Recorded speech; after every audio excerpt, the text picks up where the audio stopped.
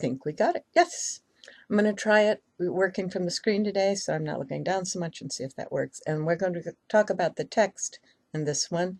And I'm in chapter 7, section 6. I know we kind of overlap a little bit with this, but this is going to be relevant to the lesson that we're looking at.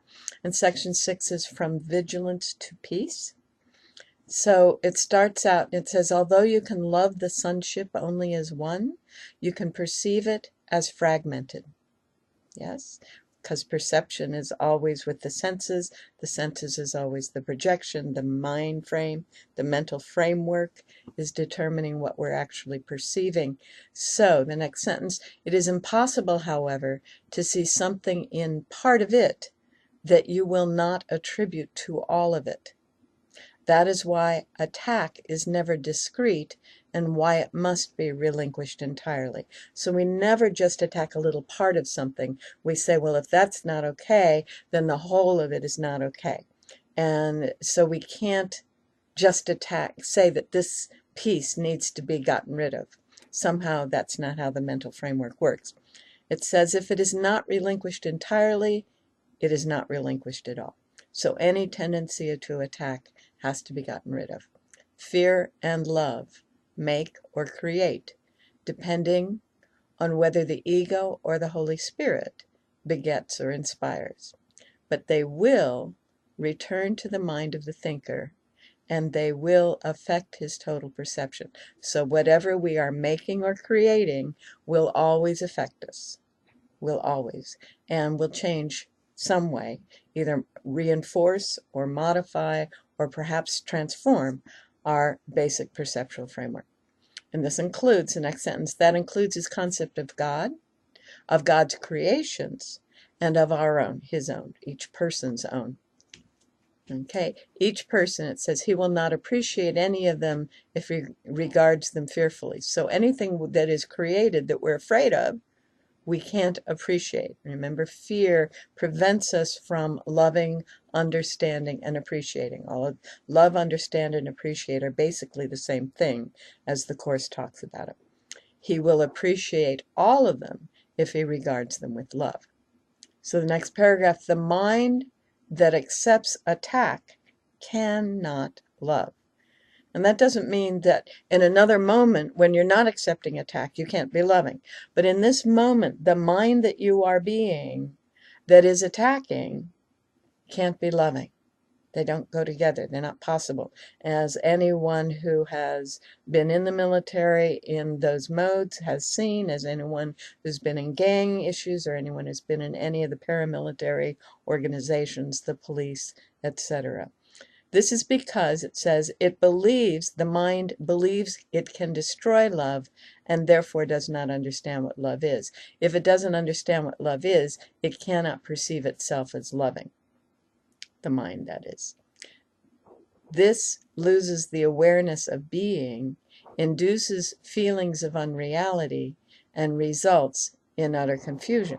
Because being and loving are one and the same. So as soon as I say I'm not loving, or as soon as I don't feel loving, or as soon as I can't connect with the loving nature of me, then I start going into confusion. Your thinking has done this because of its power, but your thinking can also save you from this because its power is not of your making. You know, we didn't make how the thinking mind works. That's a product of our divine extension, if you will. We simply use the thinking mind. If we allow the thinking mind to be what it truly is, then it can save us from the confusion. Next sentence, your ability to direct your thinking as you choose is part of the power of the mind. If you do not believe you can do this, you've denied the power of your thought and thus rendered it powerless in your belief. So as soon as you start thinking, any of us start thinking we can't change the way our minds work, we've rendered our minds powerless. And this is part of why I've been so excited about those who've been doing the Joe Dispenza work or who have done other work with other people who've helped people learn how we can change our mind. All right, in the next paragraph, the ingeniousness of the ego to preserve itself is enormous. I love that sentence. But it stems from the very power of the mind that the ego denies. The power is the divine power that is extending through and as us, right? And the ego is saying, oh, no, no, no, no, that can't be. I made it. Well, if I made it, the ego mind made it, then the power isn't there. So the ego is in constant confusion, yeah? This means that the ego attacks what is preserving it, which must result in extreme anxiety. And a lot of people say we live in the age of anxiety. That is why the ego never recognizes what it is doing. It will not look, it will not allow that cognitive dissonance. It is perfectly logical, the ego, but it is clearly insane. The ego draws upon the one source that is totally inimical to its existence for its existence. Fearful of perceiving the power of this source, it is forced to depreciate it, or deprecate it, depending on how you choose to use that word. This threatens its own existence, a state which it finds intolerable. Ego is a function of mind. If mind has no power, then ego has no power. And therefore it is in this constant, total losing environment. Gregory Bateson talked about what he called the double bind. You're damned if you do and you're damned if you don't, is the technical definition of double bind. And the ego is in that place all the time. And as Gregory Bateson pointed out, anyone who is stuck in the double bind must necessarily experience a schizophrenic break, which is exactly what the ego goes through. Okay? Finds it intolerable. Next sentence in that paragraph, remaining logical but still insane. The ego resolves this completely insane dilemma in a completely insane way. It does not perceive its existence as threatened by projecting the threat onto you and perceiving your being, your true self, as non-existence. This ensures its continuance if you side with it, by guaranteeing that you will not know your safety, will not know your immortality, will not know your true nature. Next sentence, next paragraph, the ego cannot afford to know anything. And so whenever you feel like, I don't know, how can I know that? You're operating from ego, yeah? Knowledge is total, it says, and the ego does not believe in totality. Everything is conditional. Everything is, something that could change. So the next sentence, this unbelief is its origin. And while the ego does not love you, right? It has no concept of love. It's an attacking thing. It is faithful to its own antecedents, begetting as it was begotten. Okay? Next sentence explains that mind always reproduces as it was produced. Produced by fear, the ego reproduces fear. And what we've said is the ego is born in that instant when we feel physically isolated and separated from that wonderful, soft, and nurturing womb in which we were experiencing total support. The moment we feel the separation, whether it's actually in the womb or in birth, or perhaps sometimes after birth, the ego is born. So it's born in fear, and it reproduces that fear consistently for its whole existence. Okay? Next sentence, this is its allegiance, and this allegiance makes it traitorous to love, because you, true self, are love. Love is your power, which the ego must deny. It must also deny everything this power gives you, because this power, love, gives you everything. Love gives you everything, and the ego must deny that. So whenever you are feeling that you are lacking, you are unsupported, that you don't have what you need, that the resources aren't at hand, that you have to work hard, any of those things, that's all ego. Because love is now giving you all that you could ever need, want, or ever truly experience. Okay, so in the next sentence, no one who has everything wants the ego. Its own maker, then, does not want it. The ego says, you made me, but you don't want me, man. right? And so it's constantly feeling attacked, it's constantly feeling separated, it's constantly feeling like it has to justify its own existence. So anytime you're feeling like you have to justify, rationalize, explain, excuse, that's ego. Wonderful ways to understand this whole thing. Rejection is therefore the only decision the ego could possibly encounter. Now, all of us have experienced something we felt like as a rejection.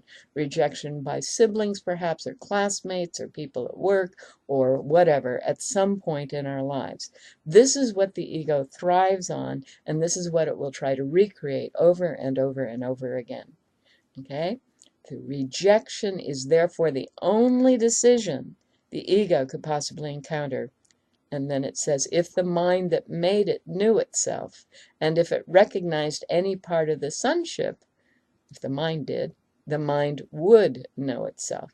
So as soon as we realize that that every being that ever was is the Son of God, therefore we are the Son of God, therefore we are an extension of everything that God is, and we have never been separated and could not possibly separate it, then everything the ego stands for and has been and continues to make and remake and over again, oh my goodness, there's no room for that.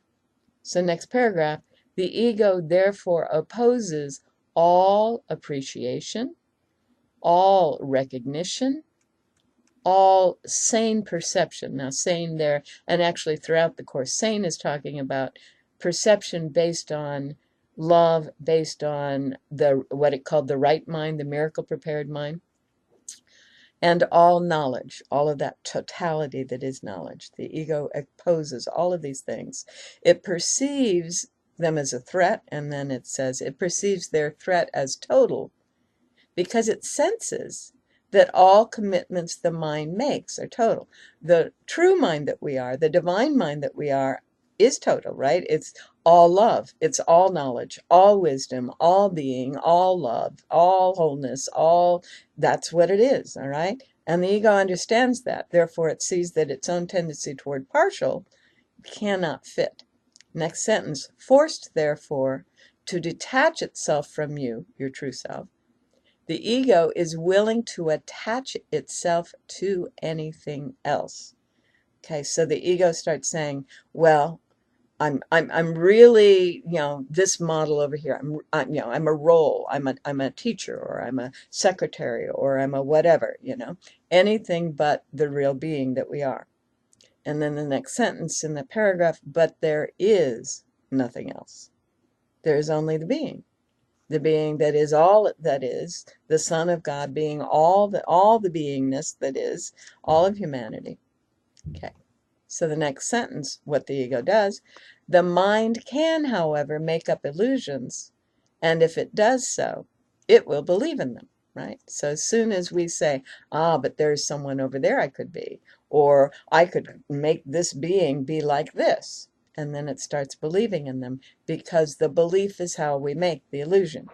It could be like this. I believe it could be like this. Bingo, it is. That's how the ego mind makes the illusions that we experience as our identities, right? We experience illusions as our identities. It's only when we're in the silence, only when there is no narrative, only when there is no perception, that we experience our true nature. And this is what the next paragraph addresses. The Holy Spirit undoes illusions without attacking them. Because the Holy Spirit, I have a hard time with the he's, so I will often override that when I'm reading. Because the Holy Spirit cannot perceive them at all. The Holy Spirit does not perceive illusions. It's kind of the flip, right? We're used to saying, well, that's an illusion, it's not real, for spiritual stuff. And on the spiritual side, what we are seeing as real can't be seen. Our illusions are not seen. Only our true nature is seen. Okay? The next sentence, they therefore do not exist for the Holy Spirit. The Holy Spirit resolves the apparent conflict they engender by perceiving the conflict of any kind as meaningless. The Holy Spirit resolves the apparent conflict that illusions engender by perceiving all conflict as meaningless. Now, the Holy Spirit doesn't really perceive because the Holy Spirit doesn't have senses. So we're going to say by experiencing, by understanding. There we go. The Holy Spirit understands conflict as meaningless. Okay? And then our narrator, Jesus, says, I have said before that the Holy Spirit perceives, understands the conflict exactly as it is, and it is meaningless. The Holy Spirit does not want you to understand conflict. He wants you to realize that because conflict is meaningless, it doesn't exist. It's not understandable. As I've already said, Jesus tells us, understanding brings appreciation, and appreciation brings love. Nothing else can be understood because nothing else is real, and therefore nothing else has meaning. All right. So let's go on to the next couple of paragraphs, and then we'll go on. We can do the lessons in a little bit. Or you can feel free to break now and do the lessons, whatever works for you. I'm going to read for a little more and explain a few more. If you will keep in mind what the Holy Spirit offers you, you cannot be vigilant for anything but God and His kingdom. The only reason you may find this hard to accept is because you may still think there is something else besides God and His kingdom, right? We've been taught there is heaven, there is earth, and there is hell. Well, Course says neither earth nor hell really exist. Heaven is the only reality. Next sentence. Belief does not require vigilance unless it is conflicted. If I believe in 2 or 3 different things, then I have to pay attention. What I'm going to focus on is what I believe. Next sentence. If it is, there are conflicting components within it that have led to a state of war, conflict, and vigilance has therefore become essential. Vigilance has no place in peace. You can kind of feel that. If you know, a region that has been at war is in peace, all of those guards, all of those protections get to dissolve, and everyone can relax and enjoy each other, yeah? It is necessary against beliefs that are not true. It would never have been called upon by the Holy Spirit if you had not believed the untrue. So the Holy Spirit is saying, no, not those are untrue. Focus on this. Be vigilant. Not those, this. Not those, this, which is true. We go on then. When you believe something, you've made it true for you. When you believe what God does not know, that is, that which is not real, your thought seems to contradict God's, and this makes you feel or make it appear as if you're attacking God. And that's the ego's constant concern. Am I attacking God? And God is going to punish me if I attack Him? That's the issue. All right? And yet the Course reminds us over and over again it's impossible to do that. And as it says in the next paragraph, I have repeatedly emphasized that the ego does believe it can attack God and tries to persuade you that you, your essential being, have done this. If the mind cannot attack, then the ego proceeds perfectly logically to the belief that you must be a body. Bodies can attack, right? By not seeing you as you are, it can see itself as it wants to be. So the illusion of body is created by the ego in order to justify its belief that it is attacking, because mind can't, only body can. So we have bodies because we are afraid that we have become separate from and are attacking the divine. By not seeing you as you are, it can see itself as it wants to be, aware of its weakness. The ego wants your allegiance, but not as you really are. The ego therefore wants to engage your mind in its own delusional system, because otherwise your understanding, the light of your understanding, would dispel it. The moment you truly understand the illusory nature of all this stuff that we are surrounded by and supported by and feel and interact with, everything that we perceive is illusory, yeah? The ego is working really hard to keep us attached to it, because that way we will remain in allegiance with the ego. Okay? The ego, as we go into the middle of that paragraph, it says I'm going to say the ego wants no part of truth because the ego itself is not true. If truth, capital T, true, and that's true in both sentences, if truth is total, the untrue cannot exist. There is one power, one presence, one truth, one reality, one love, one joy, one light. Nothing else can exist, yeah? Next paragraph, next sentence in the paragraph. Commitment to either must be total. They cannot coexist in your mind without splitting it. If they cannot coexist in peace, and if you want peace, you must give up the idea of conflict entirely and for all time. This requires vigilance only as long as you do not recognize what is true. While you believe that two totally contradictory thought systems share truth, capital T, truth, your need for vigilance is apparent. So whenever we find ourselves falling into the illusions of ego, we have to return to our vigilance and go, no, what is true? What is true is everything is love and light and joy unfolding in many different ways. And all of this is symbols and illusions and metaphors and dreams and possibilities. And it's not real. Only that which is in the formless essence of the divine is real. All right, so then that brings us back to the lessons. So I suggest that you do that. Thanks so much.